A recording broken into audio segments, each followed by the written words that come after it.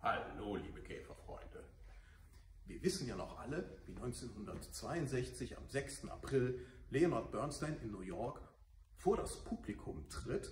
Auf dem Programm steht das D-Moll-Klavierkonzert von Johannes Brahms und er sagt, jetzt gleich kommt Glenn Gould und ich bin mit seiner Art der Interpretation nicht einverstanden, aber er ist halt ein junger, talentierter Mann und wir machen das jetzt trotzdem.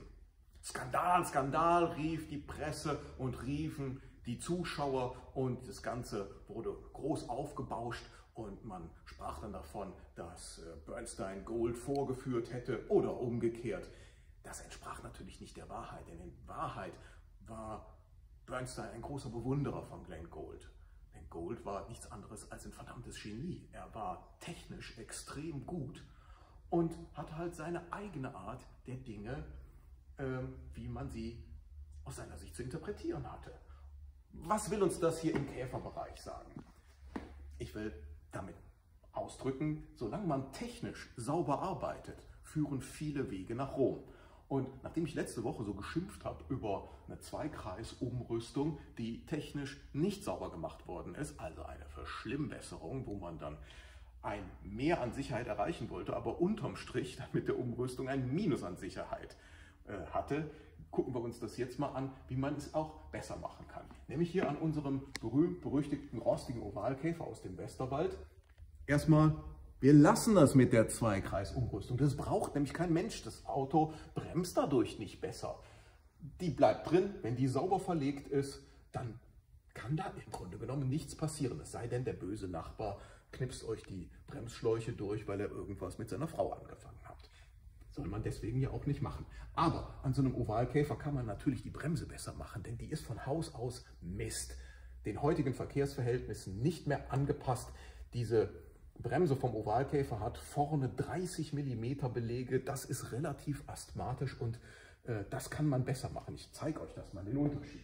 Da drin ist dieses Ding, hier eine 30 mm Backe und schon 1958 wechselt VW hier auf die 40 mm Backe. Und das macht einen großen Unterschied im Bremsverhalten, denn wir wissen ja, 70% der Bremslast liegt vorne. Jetzt reicht es natürlich nicht, einfach da 40er Belege reinzuzimmern, denn die passen nicht auf die Trommel hier vom Ovalkäfer. Das geht hier überhaupt nicht richtig rein. Das heißt, da muss man schon so ein bisschen tiefer in die Trickkiste greifen, um das hier umzubauen. Man muss eigentlich alles von der Ankerplatte bis zur Trommel umbauen. Das Schöne ist, das geht alles mit Serienteilen, nämlich mit den Teilen vom 58er Modell. Man muss die Teile halt nur alle haben und man muss sie natürlich in einer ordentlichen Qualität haben. Und das haben wir bei Fewip mal zusammengestellt. Guckt euch das hier an. Das ist unser Fewip Umrüstkit für alle Ovalkäfer ab 1955. Und da ist wirklich bis zum kleinsten Teil alles drin, um den Käfer umzubauen auf den 58er Stand. Und das kann ich euch sagen, das ist dann wirklich eine deutliche Verbesserung der Bremsanlage. Und das Schöne ist, wenn hier das Rad drauf ist, dann sieht das kein Schwein. Der originale Look wird in keinerlei Weise beeinträchtigt. Und jetzt wisst ihr ja, wir haben hier auch an der 30 PS Maschine mit historischem Tuning ein bisschen rumgefummelt und haben der etwas Beine gemacht. Dann ist es schon gut, wenn man eine bessere Bremsanlage drin hat. Man kann das Ganze aber auch hier natürlich noch vom Fahrwerk etwas upgraden, wie man heute sagt. Man kann zum Beispiel hier den Stabilisator vom Modell 59 bis 65 hinmachen. Man kann eine Vorderachsabstützung hinmachen. Was hat die für einen Sinn?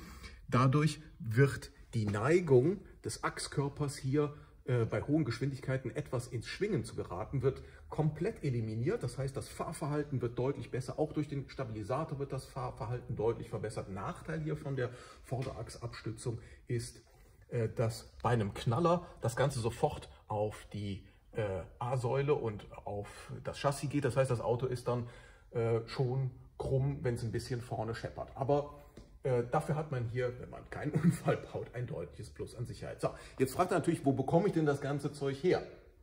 Und das große Fewip Umrüstkit gibt es bei allen Fewip Vertragspartnern, so zum Beispiel bei den Ebelings in Berlin. Und bei den Ebelings, da bekommt ihr ja auch eine echt knorke Beratung, wie man in Berlin sagt. Und ihr bekommt natürlich auch ein riesiges Portfolio an Gebrauchteilen. Zum Beispiel hier so einen gebrauchten Stabi. Den gibt es ja nicht bei den 0815 Internetfuzis zu kaufen. Und dann bekommt ihr natürlich auch die Schellen, um das dran zu machen.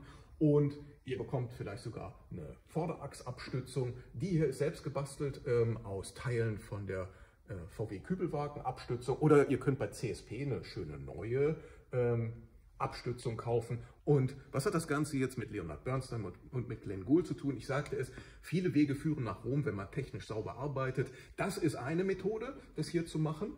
Dafür habe ich mich entschieden. Man kann natürlich auch die CSP-Scheibenbremsanlage einbauen. Es ist auch eine technisch saubere Sache. Beherzigt das. Viele Wege führen nach Rom, aber bitte technisch, ordentlich und nicht rumfuschen. So.